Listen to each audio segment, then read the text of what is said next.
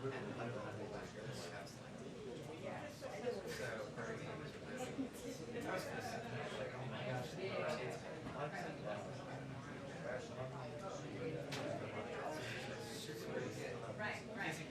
speech, you're waiting for him to make some political that didn't happen.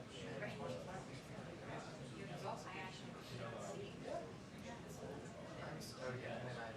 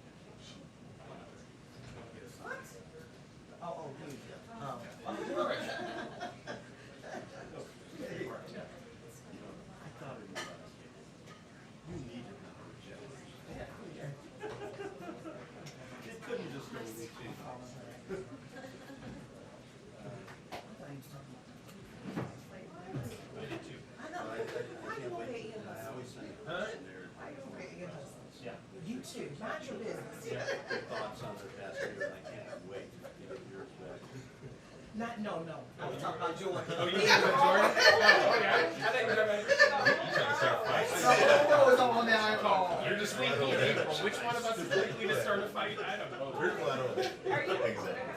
You what? I'm not watching post. Oh, okay. Thank you. Afro. He's in the back. Okay, yeah. Yeah, I shouldn't have.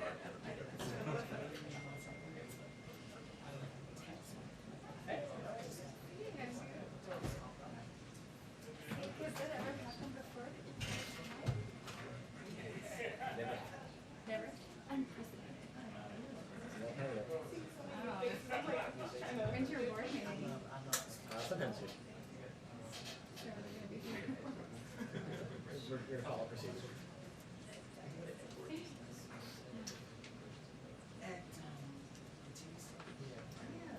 I'm filing lawsuits as we speak. Oh my goodness. I was just thinking that Zeke's answers are so, like, he's been around government, like, you can now answer questions.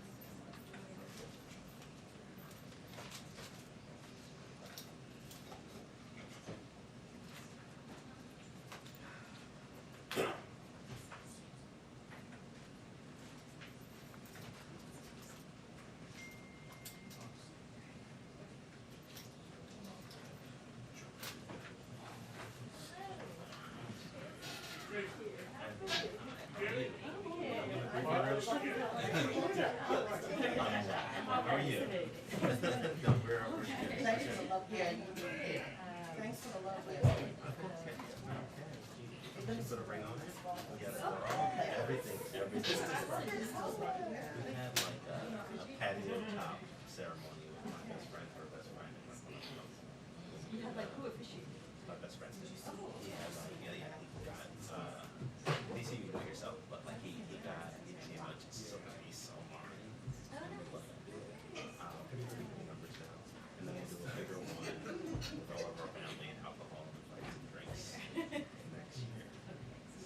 That's cool. Were you guys paying? I feel like was there extra money at that place, or were you just We had like a couple games, and we just let us push it back. But we just kind of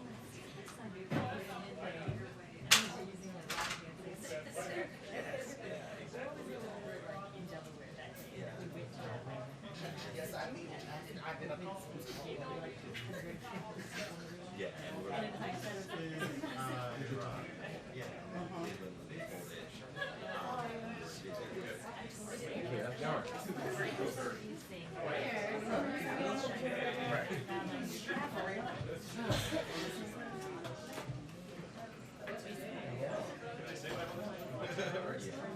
It's been interesting.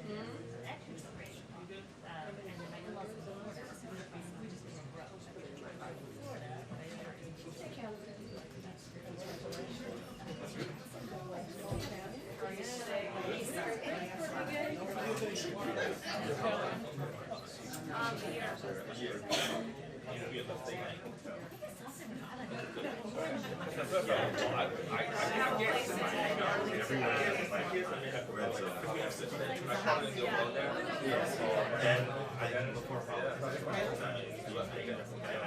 Probably, I gotta.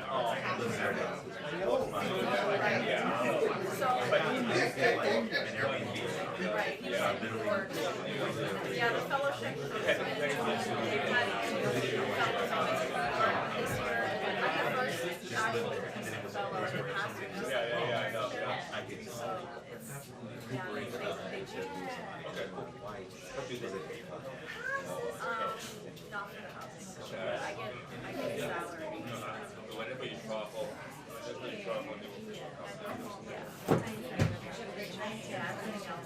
Yeah, everything else is.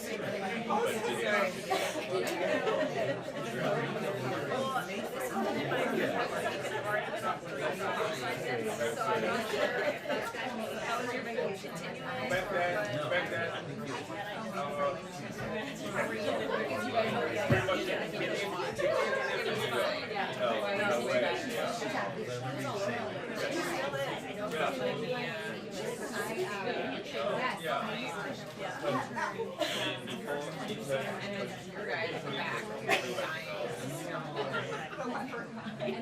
It's still there, I believe.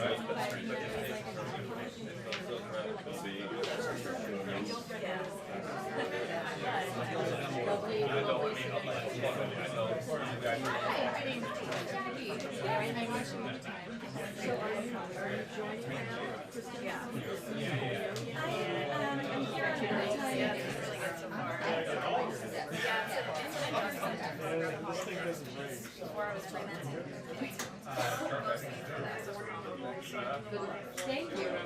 More like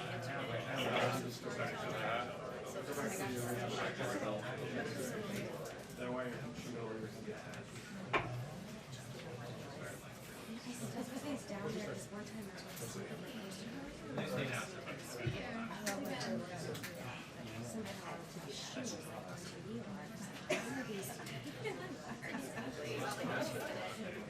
I think that's what they said.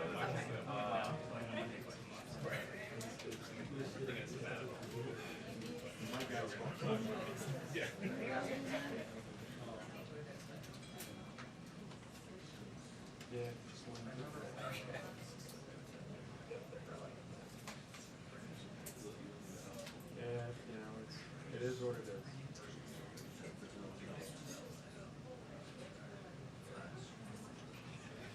What's everybody else doing? What's everybody else doing? Yeah.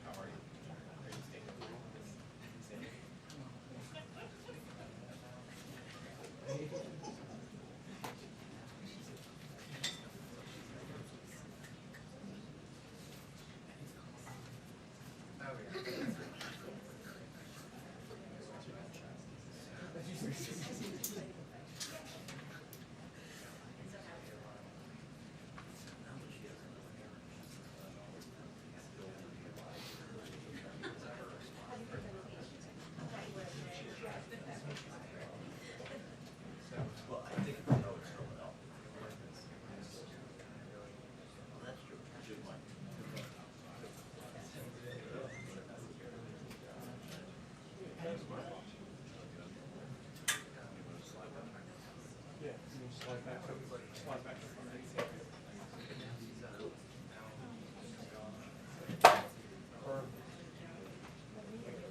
Good. Yeah, you're good.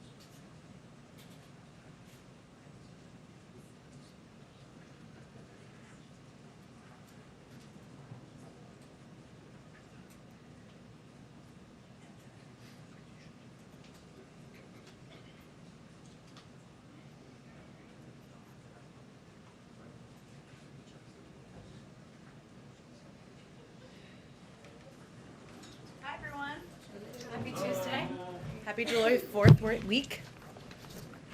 Okay. A couple of updates for you at the top here.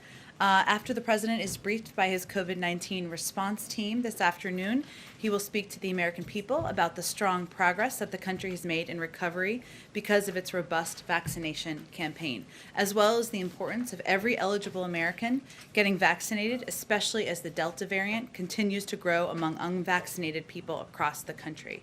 By the end of the week, the United States will be nearing 160 million people fully vaccinated, which the president will touch on today as well, which is critically important as fully vaccinated people are protected against the Delta variant. He will also stress how the administration will continue its effort to work with governors, local leaders, and across the public and private sector to get more Americans vaccinated by making vaccines available in more healthcare settings and respond to hotspots. The president will outline 5 areas his team is focused on to get more Americans vaccinated. 1, targeted community-by-community door-to-door outreach to get remaining Americans vaccinated by ensuring they have the information they need on how both safe and accessible the vaccine is. 2, a renewed emphasis on getting the vaccines to more primary care doctors and physicians, something that we've seen as a very successful tactic with reaching groups with lower vaccination rates in the past few months. 3, stepped up efforts, which is complementary to my last point, to get vaccines to pediatricians and other providers who serve younger people so that adolescents aged 12 to 18 can get vaccinated as they go for back-to-school checkups or get ready for fall sports. 4, continue expanding efforts to make the vaccine accessible for workers. Access is an area where we've seen as a challenge and one where, as we've worked to address it, we've seen increasing rates. So that includes setting up vaccination clinics at workplaces and PTO or time leave that employees can take off to get vaccinated. And finally, expanding our mobile clinic efforts, meeting people where they are, and making sure we're taking the vaccine to communities. Another COVID update, this week both Guatemala and Vietnam will be receiving COVID vaccine doses from the Biden-Harris administration. Guatemala will receive 1.5 million doses of Moderna, and Vietnam will receive 2 million doses of Moderna. Also today, as part of the president's forthcoming executive order on competition, stay tuned, the U.S. Department of Agriculture announced it will engage in a series of rulemakings to increase competition in agricultural industries to boost farmers' and ranchers' earnings, fight back against abuses of power by giant agribusiness corporations, and give farmers the right to repair their own equipment how they like. The president's executive order will follow through on a campaign promise by directing USDA to issue new rules under the Packers and Stockyards Act, making it easier for farmers to bring and win claims, stopping chicken processors from exploiting and underpaying chicken farmers, and adopting anti-retaliation protections for farmers who speak out about bad practices. Second, the EO will direct USDA to issue new rules defining when meat can bear product of the USA labels so that consumers have accurate, transparent labels that enable them to know where their food comes from and to choose to support American farmers and ranchers. Something I learned that I found a little outrageous, we'll see what you all think, is that under current labeling rules, most grass-fed beef labeled product of USA is actually raised and slaughtered abroad and then imported to the U.S. for processing. The president and the USDA believe it is unfair for domestic farmers and ranchers to have to compete with foreign companies that are misleading consumers. Third, the EO directs USDA to develop a plan to increase opportunities for farmers to access markets and receive a fair return, including supporting alternative food distribution systems like farmers markets and developing standards and labels so that consumers can choose to buy products that treat farmers and agricultural workers fairly. These are just a few examples of actions USDA will take under the new executive order and the entire federal government's mission, which will help move forward through this executive order to help increase opportunities for small and independent businesses, to boost their earnings, and to lower prices, increase options for consumers. I think I have one more item. Yes, a number of you had asked me on the last trip I was on if we could do a little more to preview trips farther in advance. So I'm going to try to do that today. As you all know, tomorrow the president will travel to Crystal Lake, Illinois, which is located in the district of Congresswoman Lauren Underwood. There he will visit McHenry County College, a community college that has a workforce development program and a child care center. Programs which his Build Back Better agenda invests in, and the American Families Plan, we've talked quite a bit in here, has has proposals in. As the president presses for the bipartisan infrastructure framework, he's also pressing ahead on a dual track for the full breadth and scope of the Build Back Better agenda, which includes his critical climate priorities and the American Families Plan. The President's Build Back Better agenda provides a once-in-a-generation investment in the foundations of middle-class prosperity, education, healthcare, and childcare, from making education more affordable and expanding key provisions like the child care tax credit to providing economic security through programs like paid leave to families. The President will continue advancing his entire economic agenda to build back better. Congresswoman Underwood, many of you may know, is a registered nurse, health policy expert, and committed advocate for expanding access to high-quality, affordable health care, which the Build Back Better agenda accomplishes by permanently lowering health insurance premiums for those who build coverage on their own, saving families an average of $50 per person per month. As a result, 9 million people would save hundreds of dollars per year on their premiums, and 4 million uninsured people would gain coverage. He'll also, of course, engage with elected officials on the ground. We'll have an update for you as the schedule is being finalized on that. With that, Zeke, why don't you kick us off? Thanks, Jen. First, just back to the COVID speech this afternoon. The rate of new vaccinations in the U.S. has been continuously declining over the last several months as access has increased, as promotions, giveaways, all sorts of efforts on the part of the administration and private sectors to get people to get vaccinated have sort of ramped up as well. Is there a point for the administration where simply acknowledging that people who have not been vaccinated are choosing not to, and then that the administration will stop sort of throwing money at them or giving speeches encouraging them to get vaccinated if that's their choice? Well, first let me say, Zeke, that we had always noted that at a certain phase in the vaccination process or in our fight against COVID, when we had more supply than we had demand, which was about a month and a half ago, that the numbers would go down in terms of the number of people who are vaccinated each day and each week. More than 2 million people per week are getting their first dose, and millions more are getting their second dose. So our focus now is on doubling down on our efforts as we continue to vaccinate millions of people across the summer months. And that includes, as we've noted in here in the past, young people under the age of 27 who are being vaccinated at a lower rate than people who are 27 and older. And we could believe that we need to continue to press to get more people in the country vaccinated, even as we're seeing rates in parts of the country that are over 70%, even some places over 80%. There's still more work to be done. You are absolutely correct. That is ultimately up to individuals to decide if they are going to get vaccinated. If you're vaccinated, you are the vast majority of people are safe from the virus. If you are not vaccinated, you are not. That is also a message that we're going to continue to clearly communicate. But no, these programs will continue, and we're going to continue to press forward on approaches that we have seen work in the past. Changing gears to this massive cyber attack that took hold over the weekend. Is the president's view sort of just philosophically that it's the role of government to protect businesses and private citizens from aggressive cyber actions like this, or cyber attacks like this, ransomware and the like, or is it an issue of personal or corporate responsibility? What's the sort of is there a ratio the president needs to sort of, is it 80% on the government to prevent these and 20% on the companies? What's the mix? Well, Zeke, I would first say that the attack over the weekend underscores the need for companies and government agencies as well to focus on improving cybersecurity. And we've talked a bit in the past about the importance of private sector entities hardening their own cybersecurity, putting in place best practices that have been recommended by the federal government for some time. But we are going to continue to be partners because it's important to, of course, protect our critical infrastructure, but also protect, play what role we can from the federal government to ensure that impacts on smaller businesses, on mom and pop shops are minimized as well. So we have engaged over the last several months under the leadership of a range of officials, including Ann Neuberger, in a better partnership, more effective partnership with the private sector, providing resources from the federal government. And we'll continue that.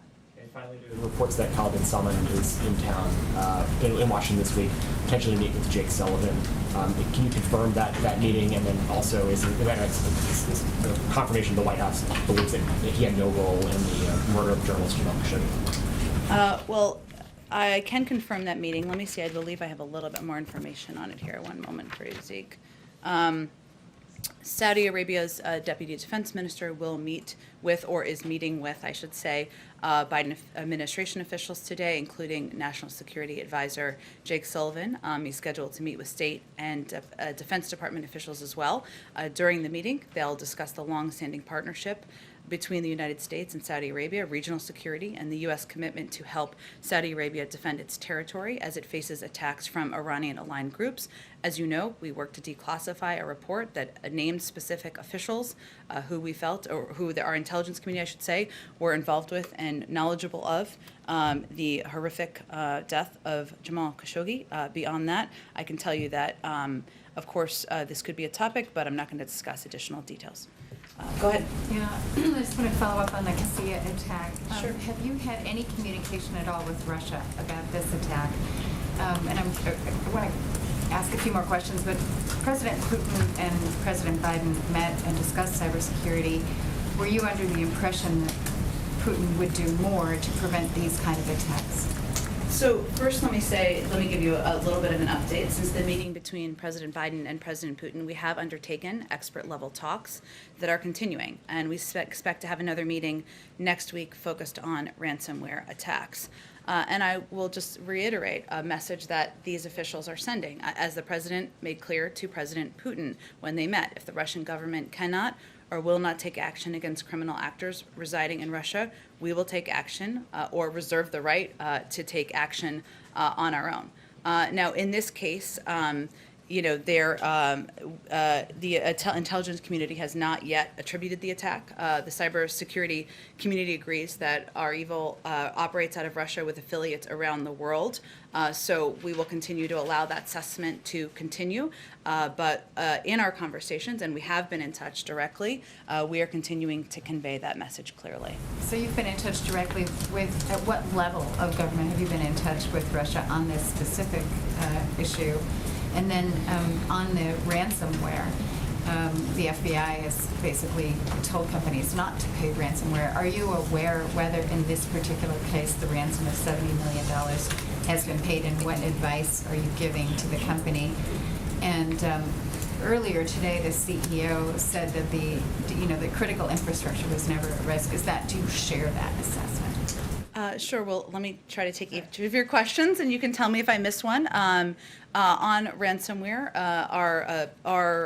what was your first question? So I go in the order. Where have you been in touch? High level of our national security team has been in touch with high level of Russian officials.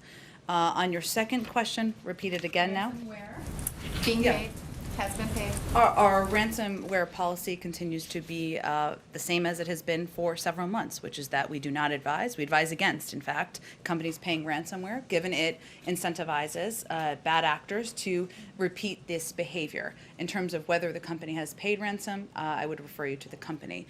And in terms of assessments of the impact, we certainly we saw the company put out an extensive statement today about what the impacts were on our systems, and we certainly defer to them on the impacts. Can I switch gears? We have a story. So organizations like the Chamber of Commerce, the National Association of Manufacturers, the National Retail Federation are gearing up for a big lobbying campaign to lobby against the tax increases that you are proposing. And what they say is that increasing taxes doesn't create jobs. What do you say to that? And what are you doing to counter this pretty intense push by these lobbying organizations?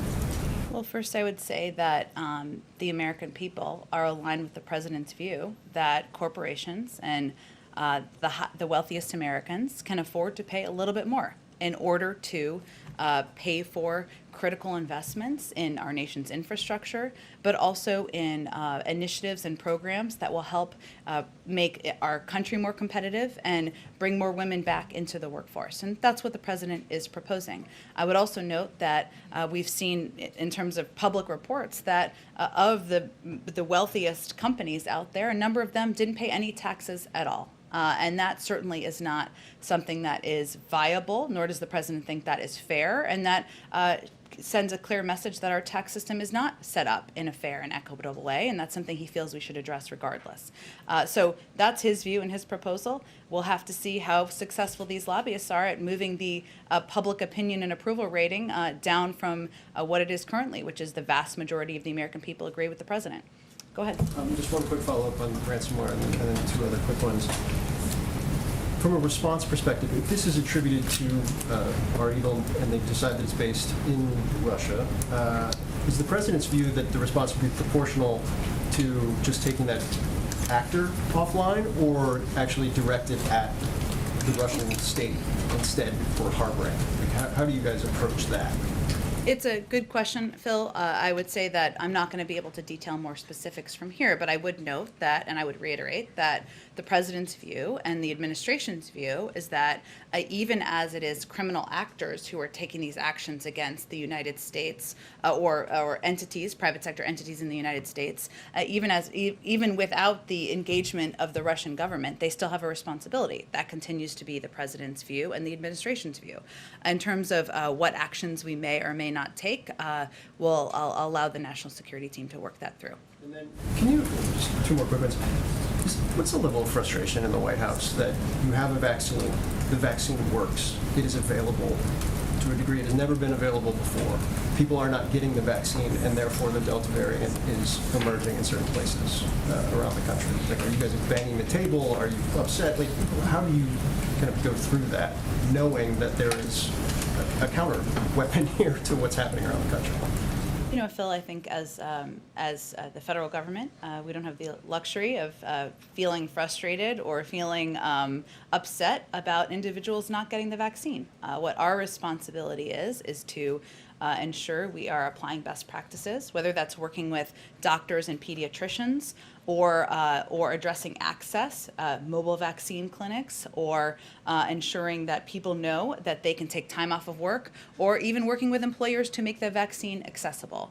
It is ultimately up to individuals, and we certainly recognize that as well, but we're going to continue to press as hard as we can to use the best practices to continue to increase the vaccination rates around the country. And just one more quick one. OPEC Plus, I know you said a statement yesterday that Yeah. you guys are directly engaged with the various players, even though you're not a part of the negotiation. Can you elaborate a little bit on what that means?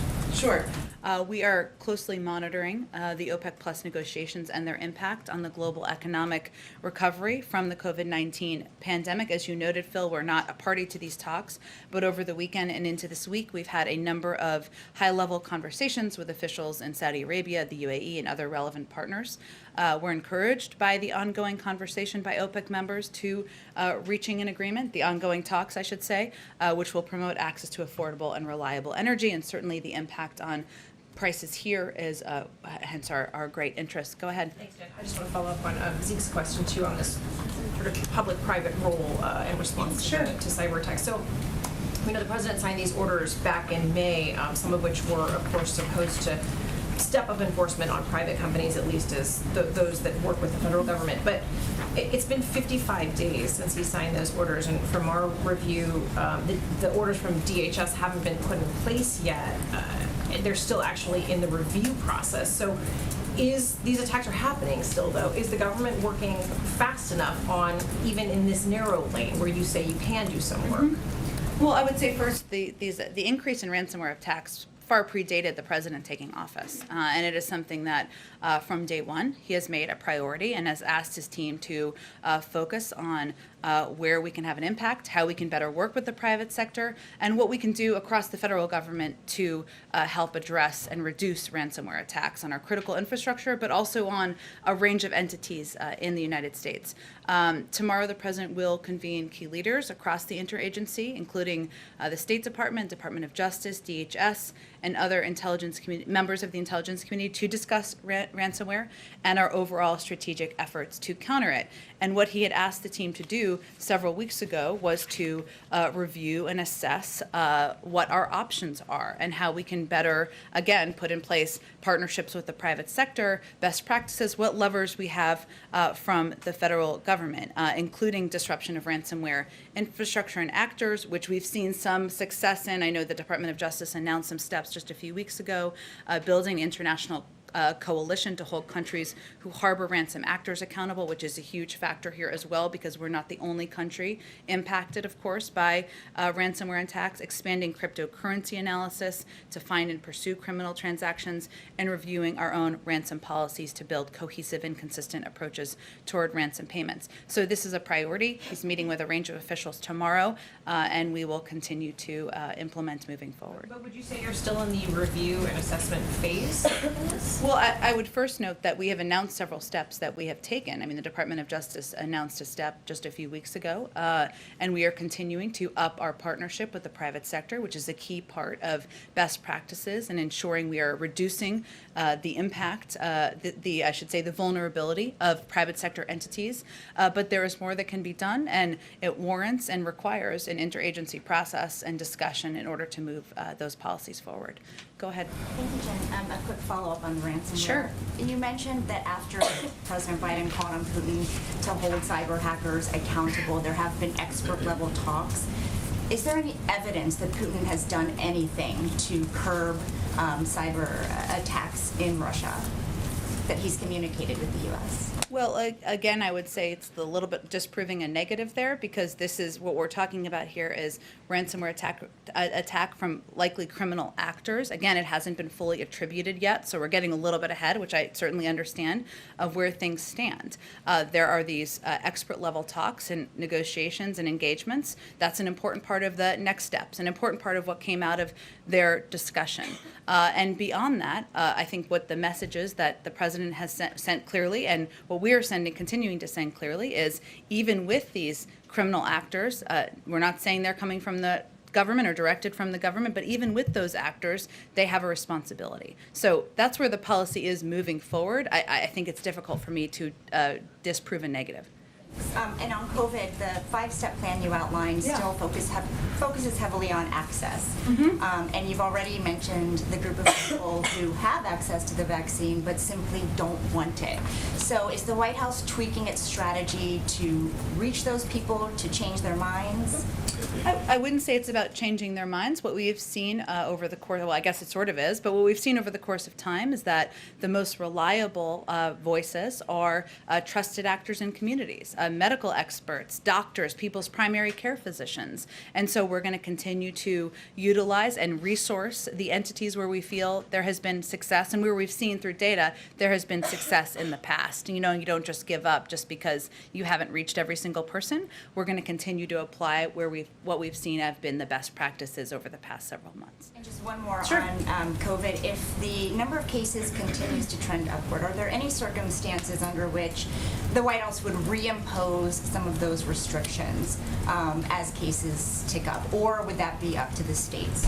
Well, states are going to have to make evaluations, and local communities are going to have to make evaluations about what's in their interests. And as you know, there are much higher rates of vaccinations in some parts of the country over others, and we certainly support their decisions to implement any measures that they think will help their community safe. But I would remind you, we're at a point where we're almost at 70% vaccination rate for for adults 27 and older, but almost for adults 18 and older. So certainly we don't see we're on track to implementing new additional national measures. Go ahead. Thank you. On ransomware, the company statement goes into a lot of detail about the kinds of victims among its client base, and points out that they are not related to critical infrastructure. Is that simply about informing people about what's there, or is that to separate this attack from some of the outline the president presented to Vladimir Putin about sort of the no-go list of critical infrastructure that should not be interfered with from any Russian actor, be it criminal or state or whatever? Do you see that as an important tell? Well, I would say that, of course, there's a unique threat posed by cyber attacks that disrupt critical infrastructure. And there's no question about that. If there's a cyber attack that takes out an entire sector of the American economy, that would have an enormous, broad impact, and we recognize that. I can't speak to the communication strategy of the company, of course, which I know you're not exactly asking me to do, but I will say that regardless of whether a cyber attack impacts critical infrastructure, we take it seriously, and we reserve the option of responding in a manner and mechanism of our choosing, regardless. But I think there's no question that in terms of national security threats, if it's critical infrastructure and it's taking out the meat industry or suppliers who are supplying gasoline, that is something that is a different impact in terms of a national security threat. How many ransomware attacks before the U.S. retaliates, though? On COVID, is the president's briefing, and is he likely to address the issue of those who are questioning whether a booster shot is appropriate with the Delta variant? And also, is he also contemplating a position on mask wearing for transportation, like airplanes and trains and so forth? Still in effect, but there's been some talk that might be lifted as more vaccinations take place. Sure, I would not anticipate, or you should not anticipate, I should say, that he would have any new announcements or guidance on either of those fronts today. We certainly rely on the advice of our health and medical experts if any of those should change in the future. Go ahead. Jen, Sorry, Jackie, I'll come back to you. so data from Israel shows that the Pfizer vaccine is less effective against the Delta variant, preventing infection about 64% of the time. The administration keeps saying, as you just have during the briefing, that you're confident that people who are vaccinated are safe, but why is this still the assessment, and is there any concern that mask requirements were lifted too soon?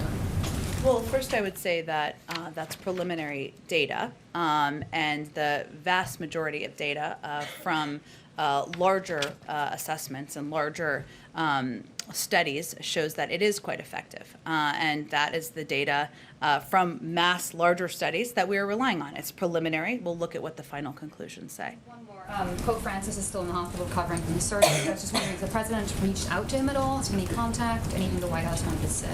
I don't have any contact to read out for you. Certainly the president wishes him well and a speedy recovery, of course.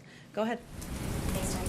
Wanted to go back to COVID. There's been a lot of discussion about the Delta variant, but then there's also been some international concern about the Lambda variant. The World Health Organization deemed it a variant of interest back in June. Public Health England placed it under investigation due to international expansion, and then British scientists are describing mutations that another study also says could indicate less efficacy for the vaccine. So what do we know about Lambda? Is it spreading in the U.S., and how about protections against it? Sure. Well, first, public health officials continue to closely track and monitor all of the variants, as we've seen pop up over time, and are reviewing the latest data when it becomes available. I'll certainly leave it to doctors to discuss this, but early data suggests that the vaccines continue to work against the variants, including this variant, and that's why we've been focusing so much on increasing vaccinations across the country. As with every strain, getting vaccinated is the best way to protect yourself and others from any other COVID strains, but we will continue to assess data as more widely available data becomes available. And then how is the spread of new variants informing travel restrictions into other countries from other countries to the U.S.? Well, certainly, as you may know, there are working groups and with Canada, with our European partners, and we're working to continue to assess what criteria would need to be in place in order to reopen travel. And we know that in many cases, families are separated. We know that's a heartbreaking challenge that a lot of people are dealing with, and a lot of people are eager to travel, be with loved ones, or even do work travel. We understand that. We're eager to do that as well. The United States has one of the highest vaccination rates in the world, and that is something we also assess as we look at countries and are making those decisions about reopening travel. But these working groups are meant to have an open line of transparent communication with these countries about what steps need to be taken. And then how are these new variants impacting back-to-school plans with a lot of children still too young to get vaccines? How is this new element sort of factoring into all these plans?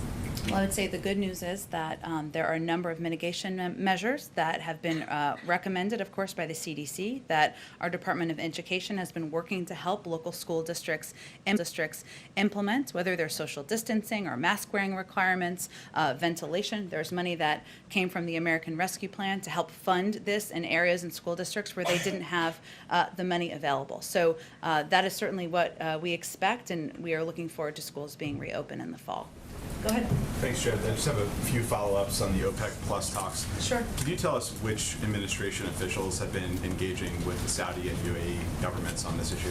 I don't have more details about the individuals. I can see if there's more specifics to provide for you. And then on the U.S. engagement in the talks, I know that you've said the U.S. isn't a party to the talks, but have these officials engaged or encouraged a specific solution, such as keeping production levels where they are currently through the end of the year?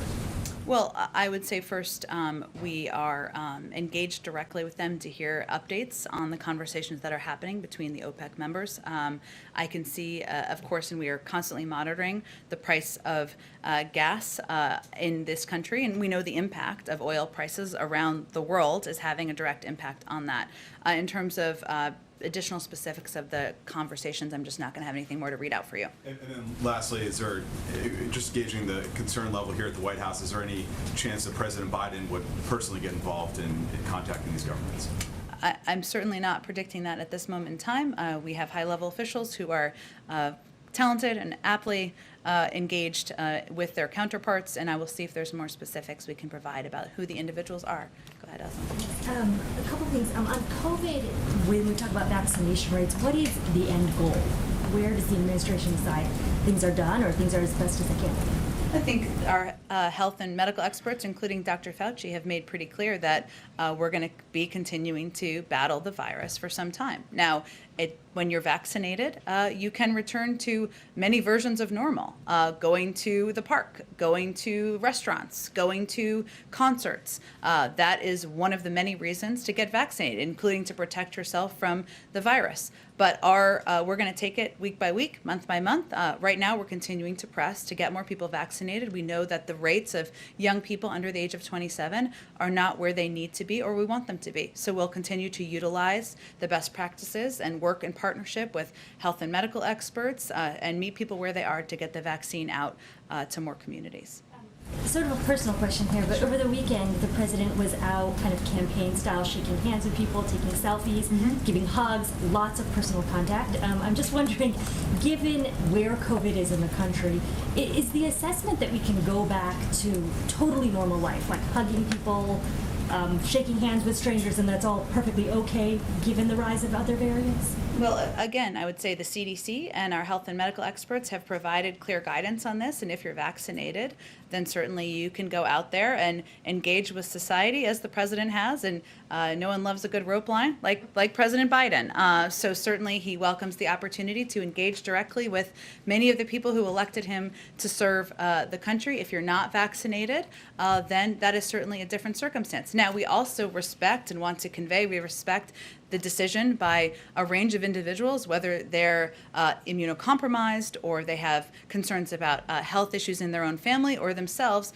to continue to wear a mask or whatever they may choose. But we go by the guidance of our health and medical experts, and they've certainly okayed the president being out there and communicating and shaking hands and glad handing with the American people. Go ahead. Two questions, one on oil prices and one on COVID. On oil prices, you've alluded a couple of times today to the sort of impact on actual gas prices. I think it's over $3 a gallon now. Huge amount of travel over the holiday weekend. What is the president doing for regular Americans to try to keep the gas prices down, whether it be engaging with OPEC, but also is the president considering releasing from the strategic reserve? Are there other steps that the president can take to address what is obviously a painful situation, and how much do you guys worry on his behalf that it will become a political issue that could be damaging to the president and his party in the coming election? In 18 months? 17 months? Okay. So I would say first, Mike, that the president wants Americans to have access to affordable and reliable energy, including at the pump. And so that's why our team is constantly monitoring gas prices and directly communicating with OPEC parties to get to a deal and allow proposed production increases to move forward. And the reason I've referenced it so many times is because I think there sometimes is a misunderstanding of what causes gas prices to increase. And so to convey to the American people that we're working on it, and certainly the supply availability of oil has a huge impact. I would also say that ensuring Americans don't bear a burden at the pump continues to be a top priority for the administration writ large. That's one of the core reasons why the president was vehemently opposed to a gas tax and any tax on vehicle mileage, because he felt that would fall on the backs of Americans. And that was a bottom line, red line for him. In terms of additional considerations, I just don't have anything to preview for you. And then on COVID, the one thing that you steadfastly have stayed away from is any question of mandating the virus. The vaccine. And I guess the question is, at what point Zeke Emanuel, I think, has a new op-ed out talking about how there needs to be more aggressive action taken. Employers are going to need to mandate that their employees take the vaccine, maybe once the FDA has fully cleared some of the vaccines. Does this administration envision a point where, even if it's not a federal mandate that every American has to take it, do you believe that we're going to have to get to a point where schools and employers and colleges and other institutions are going to have to require people to take the vaccine in order to get to that next stage, to get beyond the sort of plateau that we've reached now? Well, we've always anticipated, and we're already seeing this happen, that some schools, universities, private schools, others will require and mandate the vaccine. And we leave it up to them to make that decision, as well as employers. And we know that different companies and private sector entities, or even learning institutions, are making decisions about how to keep their communities safe. So I wouldn't predict a federal mandate, as I'm not suggesting you're asking, but certainly we're already seeing that take place in communities across the country. Would you encourage employers, and would you encourage, schools, colleges to do that as a way of getting kind of a real acceleration of the vaccine adoption?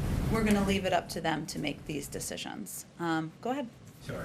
Thanks, Jen. Sure. A question on Nicole Hannah-Jones, who passed up a position at UNC and will be teaching down the road at Howard. She said this morning that it took protest, the threat of legal action, all this just to get to a 9-4 vote. What does Biden make of the UNC process and her decision? And is this an example of the systemic racism that he promised to heal? Well, I have not spoken with the president about the decision on tenure by the institution in North Carolina. I will say that the students at Howard are quite lucky to have her as a professor and in their family. But I think there's no question that there continues to be systemic racism in our country. We see that in a range of sectors, including in some learning institutions. But that's why the president is continuing to make racial equity and addressing racial equity as a central priority and crisis that he would like to address and focus on as president. Go ahead. Go ahead, right there. Yeah, Sorry. that's right. On the families plan, Yeah. Obviously as Biden goes tomorrow to Illinois Sure. to promote his vision, the White House is still in negotiations about what he's actually going to make it into the package. Are there certain, as with the infrastructure plan, certain core priorities or red lines that he has around this package in a similar way? Sure. So you're talking about the reconciliation package, right? Okay. So the president is obviously there's a lot of work that needs to happen with Congress, and we expect over the next week there to be a lot of behind the scenes bill writing, negotiations, discussions on Capitol Hill, long nights, lots of coffee over the course of the next several days. Given that Leader Schumer has conveyed that he would like to see both the reconciliation package and the infrastructure bill on the floor in July, and we're in July now. In terms of the president's priorities, he has outlined his blueprint in his budget. That includes the American Families Plan, includes key components he'll talk about when he's on the road tomorrow in Illinois. It includes an extension of the child tax credit, includes paid leave, it includes universal pre-K, making community college a reality for Americans across the country. It also includes prioritizing and pushing for components of the American Jobs Plan that did not make it into the final infrastructure bipartisan agreement. So that is key components of climate tax credits, components that will help address our climate crisis. Also, a number of proposals on housing affordability and accessibility that the president would like to see in a final reconciliation process. But we'll be closely engaged and closely discussing with members who are writing the legislation. Race. Go ahead, April. Back on the issue of race and the hypersensitivity around the issue, this president ran for office on the issue of race from Charlottesville. With that said, there is now an effort on the Hill to strengthen the nation's oldest federal civil rights law of 1866. Is he involved in that? What is his conversation about this with senators as well as congressional leaders? Has you talked about that with them, or what does he feel about it? Well, we're very appreciative of the efforts by a number of the leaders who are working in discussions about updating the oldest civil rights law, as you noted. But in terms of specific conversations with the president, I just don't have anything to read out for you. Is this important at this moment, especially to strengthen the nation's oldest civil rights law, as voting rights is, I don't know what you call it, collapsed, as policing is held up? There's a call for reparations. There's so many things that the Congressional Black Caucus is trying to push forward with their agenda, as well as issues. These issues seem to be more civil rights and humanitarian versus policy. Is this president concerned at this time about that? Does he think that this will bring more attention to those issues? Also, in light of KKK members and white supremacists marching in Philadelphia over the weekend on 4th of July. Well, I would say first, April, that, as you know, because you've covered it closely, one of the president's key priorities, one of the key pillars of his presidency is racial equity and updating and addressing what he feels are systemic issues in how we govern and in society. And I would say to touch on a couple of the things that you've noted. One on voting rights. I expect we'll have some more announcements to make later this week about the president's and the vice president's schedule and opportunities they will take to continue to use their platforms and the bully pulpit to advocate for, push for, use every lever of government to move those initiatives, I should say, forward. But certainly, he will remain engaged closely with civil rights leaders about the range of priorities that you just discussed, as well as with leaders in Congress. Even though things are hard and things look stalled at moments, he doesn't give up. That's not who he is. Neither is that who the vice president is. So they'll continue to press on moving all these agenda items forward. Is there a concern by the Democratic base, for the Democratic base, that feels that he became president standing on these pillars and now they're in jeopardy? Is there a concern by this White House about what the Democratic base is feeling as they see voting rights stalled, as they see policing stalled, as they see the issue of reparations not moving as fast as they want, and other issues? I would say first, the president shares their frustration about the fact that voting rights, making voting more accessible to more people across the country is a no-brainer. He agrees with the frustration that there are more we can do to put in place reforms on policing, something that he feels is long overdue, and he would like to sign a bill into law. And his role as president is to continue to use his voice, the bully pulpit, and his platforms to advocate for moving these things forward. Karen, go ahead. You've said a couple of times on vaccines that the work continues across summer months after the July 4th holiday. Will we hear from the president today a new date that is the next target date to get to a certain percentage of Americans vaccinated? Is there a new timeline? I don't expect a new goal to be set today. What I will tell you is that our work is going to continue person by person, community by community, and we're going to meet people where they are. That's what he's going to talk about, and he's going to continue to use resources from the federal government, empowering doctors, empowering key voices in communities, and that's what you'll hear him talk about today. You also said earlier about not changing minds. I think it was in response to a question. We had a poll out this weekend with the Washington Post that said 3 in 10 adults say they haven't gotten a coronavirus vaccine and definitely or probably will not get one. Does the White House have a sense of a number of how many persuadable people there actually are out there, and how do you target just them if you can try and convince some of them? Well, Karen, I'd first say if you go back to even 5 or 6 months ago, that percentage of people who were not planning to get the vaccine was even much higher than that. And what we've seen have an impact is as people get vaccinated in their communities, they tell their neighbor, they tell their friend. Primary care physicians tell people who are coming to their doctor's office to get checkups. Pharmacists in communities are calling their neighbors and saying, come on down, we have vaccines for you. We're seeing the impact of that. So we've seen actually even people who had no intention of getting the vaccine for a range of reasons. Maybe they didn't know how to get it. Maybe they didn't know where to get it. Maybe they were scared of the impacts, actually get vaccinated. And that to us is an encouraging sign that we can continue to press and make progress moving forward. Go ahead. So, two questions. First, is there a target for herd immunity for COVID vaccines? Is it 75%, 80%? What is that goal for the administration right now? Well, Dr. Fauci has addressed this a number of times and has conveyed that herd immunity is kind of an outdated term. So we had set a goal of reaching 70% of adults by July 4th. We reached that goal of adults 27 and older by that date, and we're continuing to press to reach it, and we will in the next couple of weeks for adults over the age of 18. But our work doesn't stop there, and we are going to continue to press to get 12 to 18-year-olds vaccinated, to continue to work with communities where there's lower vaccination rates. That's one of the reasons we initiated these strike forces to go into communities and work with them to determine what they need, to take a localized, specific approach that works with elected officials in communities. But I don't have a new goal to set for you. I would remind all of you that we have reduced the death rate by 90%. We've reduced the COVID rate by more than 90%. But again, we're going to continue to press ahead even after July 4th. So the other question was, Afghan military leaders say the U.S. military left the Air Force Base with no warning in the middle of the night. Why did the U.S. decide to do that? And is that a sign of a lack of trust in Afghan leaders that they wouldn't give them a heads up on their departure? I would point you to the Department of Defense on that and the specific accuracy of those comments. Obviously, there's a relationship that the White House has with the Afghan leaders. I mean, how did you explain that to them, and what was that? Again, I'm only pointing you to the Department of Defense because they are the leaders on the ground who would have handed off to Afghan leaders on the ground. We'll go on the.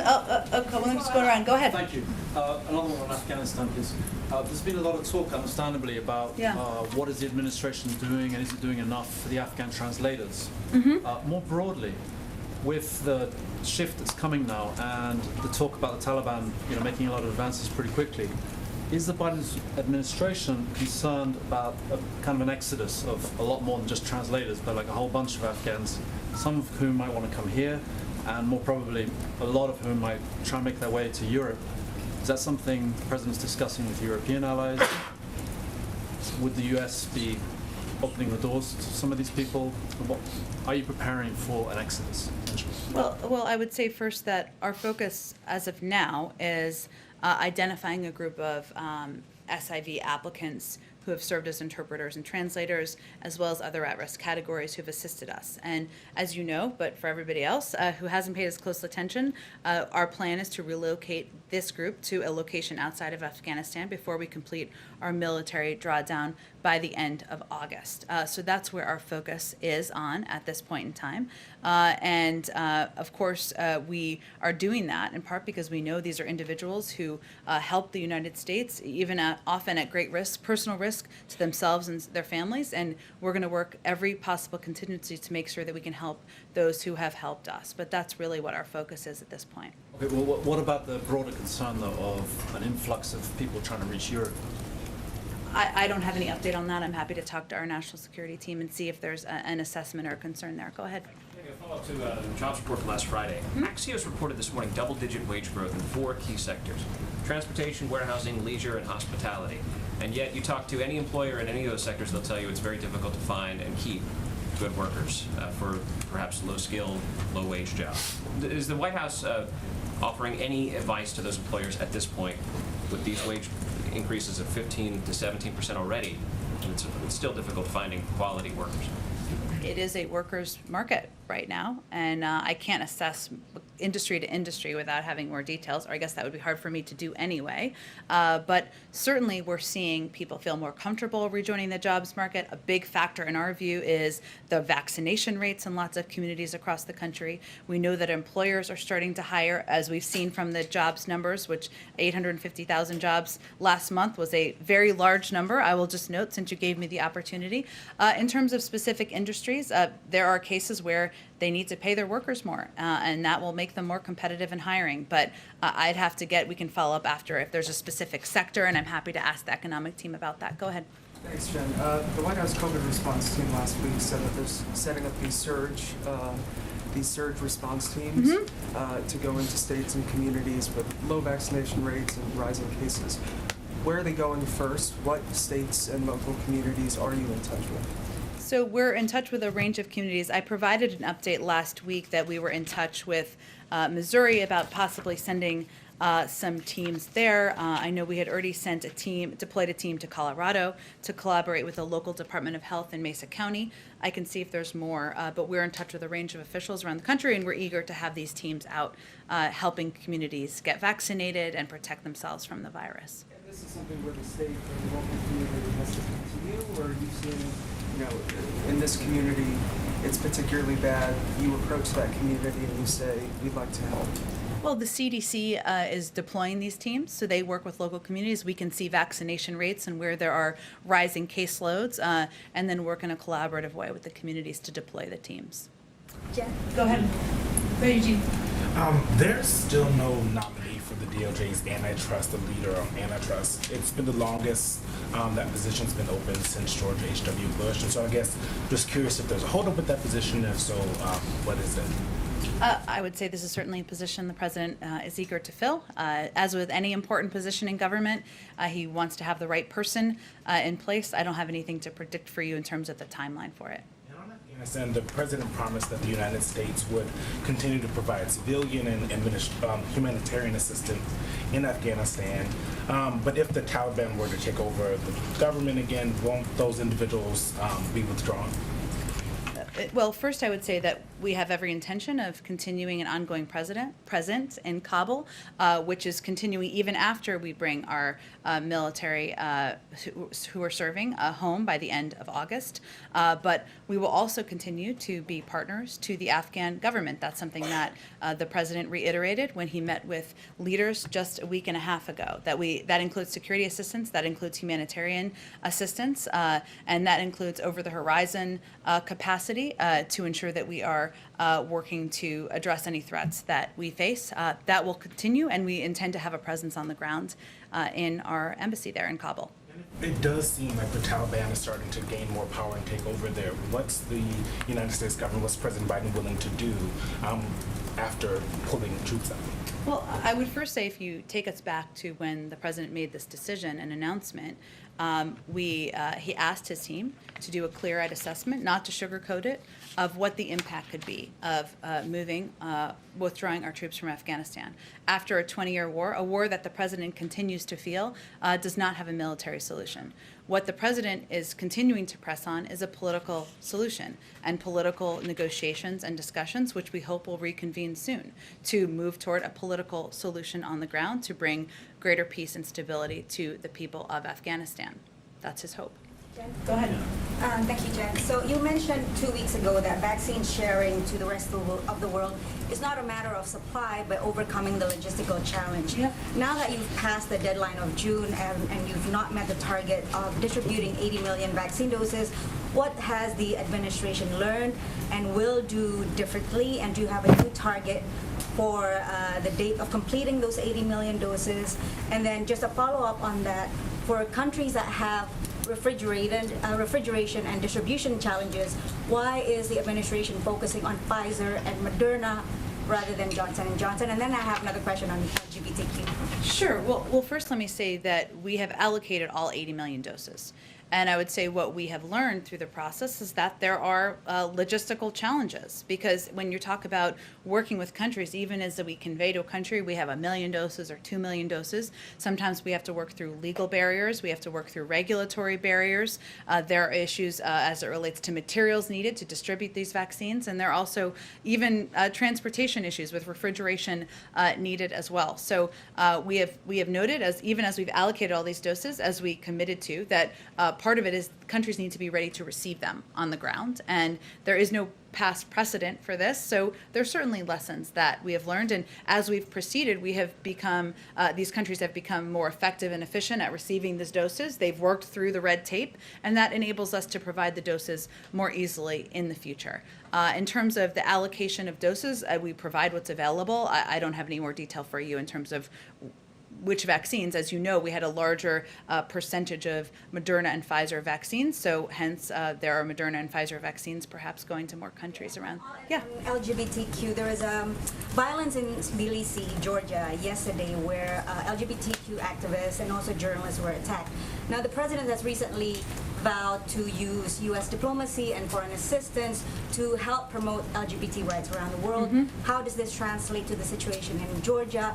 Would there be any kind of real repercussions for situations like in Georgia and other countries where the rights of LGBTQ and minorities are not protected? Absolutely, that's a priority of the president's, priority of the State Department and the Secretary of State. The State Department would probably have more of a specific update of direct engagement with Georgia. I don't have any policy announcements or decisions to preview for you. Go ahead. During the weekend, there was an attack targeting U.S. military base in Deir ez-Zor in Syria, and this is not a Pentagon question, I promise you. That's okay. Go ahead. Does the president believe that his strategy to counter the pro-Iran militias in Iraq and Syria is working, considering he's the one who authorized the Pentagon to with the second attack that we have seen in the last few weeks? Well, Nadia, he approved these strikes, one with the full authority, legal authority, U.S. legal authority and international authority, because in a way that was proportionate and responded to threats against our U.S. men and women serving and entities that were serving in these countries. It did not mean we expected everything to grind to a complete halt at the time, but he still felt it was the appropriate and proportionate steps, and our objective continues to be a de-escalation of violence on the ground. Go ahead. Thank you very much. Sure. Thank you. On cyber, President Biden and President Putin met 3 weeks ago, and the first expert-level meeting about ransomware is going to happen next week. That's 4 weeks after That's the not what I meeting. said, actually. I said the meetings are ongoing, and there's another meeting next week on ransomware. Has there been a meeting about ransomware at the expert level since the meeting between the two presidents? There have been ongoing cyber and expert level meetings. I don't have an agenda of each of them to read out for you. Not specifically on ransomware? I don't have anything more than cyber and expert level meetings. We're not going to read out the agenda from all of the meetings. I'm frustrated that the pace seems to be slow in those negotiations following this meeting with the Russian president. I wouldn't say he would characterize it that way. The meeting with the Russian president was just a couple of weeks ago. We've had ongoing meetings at an expert level pretty much since that point in time. And again, there's another meeting scheduled for next week. Okay, go ahead, right there, right there. Yep, go ahead. Thank you so much. Another foreign policy question, Sure. if I may.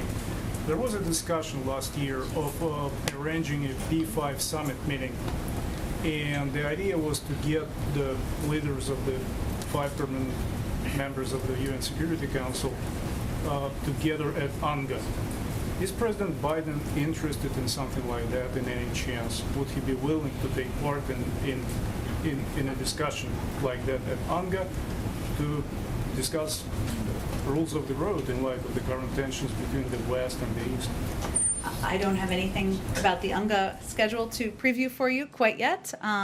Again, there are a range of engagements we have with a number of the P5 countries, which will certainly continue.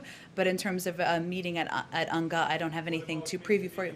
Principle as such, without, I don't think we're quite at that point in our planning process quite yet. Lynn, go ahead. Thank you for taking my question. Some follow-up on Sure. Illinois visit. 2 questions. Let me just give you both of them to make sure I commit. Go ahead. I'm not going to cut you off, Lynn. I know better than that. Go ahead. I appreciate it. But as you know, this visit it's the first presidential visit of Biden to Illinois. And COVID came in just as he was about to come before the Illinois primary. so Crystal Lake is really tough political turf for Democrats. In the county it's in, McHenry, Biden lost, Senator Durbin lost, and Representative Lauren Underwood, who you mentioned, lost, though Biden did win Crystal Lake.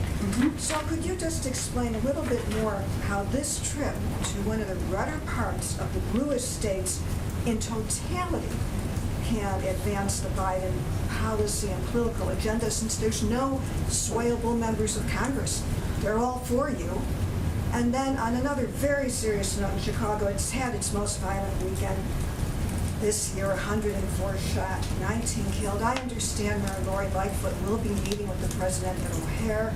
I understand the administration did roll out many things to do to help combat crime in cities like Chicago, but is there something more that perhaps the president may be able to bring or discuss with Mayor Lightfoot when they meet tomorrow? Sure. Well, on your first question, Lynn, I think the president is eager to visit McHenry County College, which, as you know, is located in Crystal Lake, Illinois, and he ran as someone who would represent not just Democrats, not just Republicans, not just independents, but all people. So I would see this as less of a political trip, more of an opportunity to speak to all Americans about why his Build Back Better agenda and why his effort to extend the child tax credit, to make community college more affordable, to make universal pre-K a reality is something that many people of all political stripes should be able to support. And that's the case he'll make tomorrow. So last week he did the bipartisan infrastructure deal and kind of did a very detailed laydown.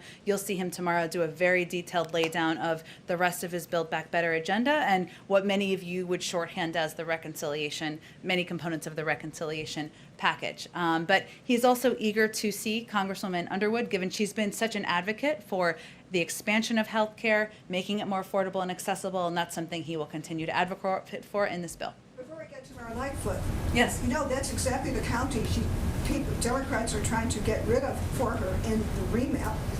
So it may be moot soon, because that might not be her county in the remap.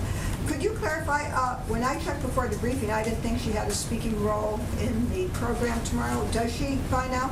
I'll have to check, Lynn. I think so. I wanted to give you all an overview of kind of why he was going there, but in terms of specific meetings and the program, I think we're still finalizing all those specific details. Okay, and then on crime in Chicago and meeting with Mayor Lightfoot.